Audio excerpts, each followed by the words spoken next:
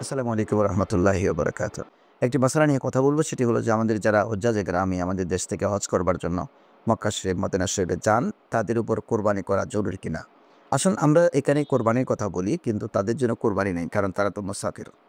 তাদের জন্য কোরবানি করা মুস্তাহাব। কেউ যদি কোরবানি করতে চায়, দেখা গেল যেমন আমি গিয়েছি, আমি ২ বার করেছি।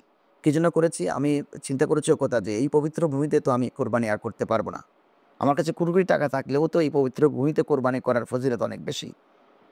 সেই দৃষ্টিকোণ থেকে আপনি যদি কোরবানি দেন তাহলে ভালো, মুস্তাহাব। আর না দিলে কিন্তু আপনি গুনাহগার হবেন না। কারণ আপনি মুসাফির। তবে সেক্ষেত্রে আমরা যেটা দেই, এখন আপনি হাজিরা প্রশ্ন করতে পারেন, পরে বিভ্রান্ত হতে পারে। যেহেতু আমরা তো কোরবানি দেই। কোরবানি দিয়ে এটা কোরবানি না, এটা হচ্ছে ওয়াজিবুদ্দাম। ওয়াজিবুদ্দাম, দামে শুকরিয়া যেটাকে বলা হয়। অর্থাৎ আপনি হজ পালন করতে গিয়ে আপনার যে অজান্তে অনেক ত্রুটি বিচ্যুতি হয়ে যেতে পারে। এই ত্রুটি বিচ্যুতির জন্য যেন আল্লাহ আপনাকে ক্ষমা করে দেন।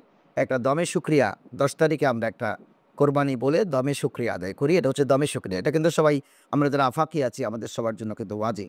তবে সেটার বিকল্পও আছে। একজন দেখা গেল যে হাজী সাহেব ওখানে গিয়ে টাকা-পয়সা তিনি কম নিয়েছেন। তিনি কোরবানি ওটা ওয়াজিবুদ্দম, যেটা দমে শুকরিয়া, সেটা দিতে পারছেন না।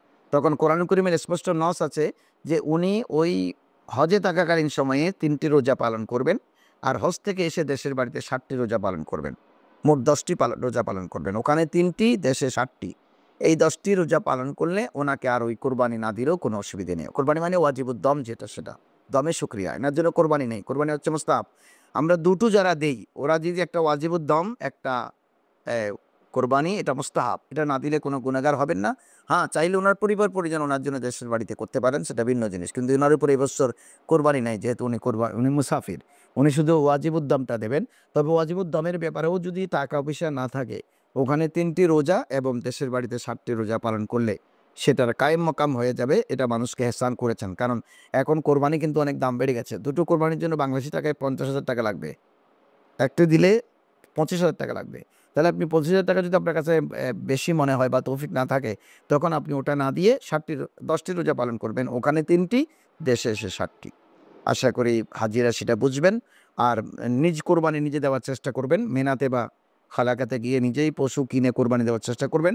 কারো হাতে কোরবানির টাকা দেবেন না। কারণ আমরা অনেক সময় প্রতারিত হই। যারা ওখানে গিয়ে মানুষ টাকাগুলো হাজিদের কাছ থেকে নিয়ে তারপরে প্রতারণা করে আর কোরবানি দেয় না। অথবা একটা গরু কিনে ১০০ জনের নাম বসিয়ে দেয়। বলে যে সবাইকে দেখায় ভিডিও, তোমার জন্য করেছে, ওর জন্য করেছে। এই প্রতারণা ওখানেও চলে।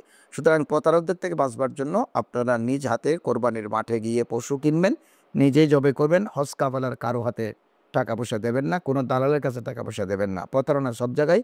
আল্লাহ প্রতারক চক্র থেকে আমাকে হেফাজত করুক। আসসালামু আলাইকুম রহমতুল্লাহ।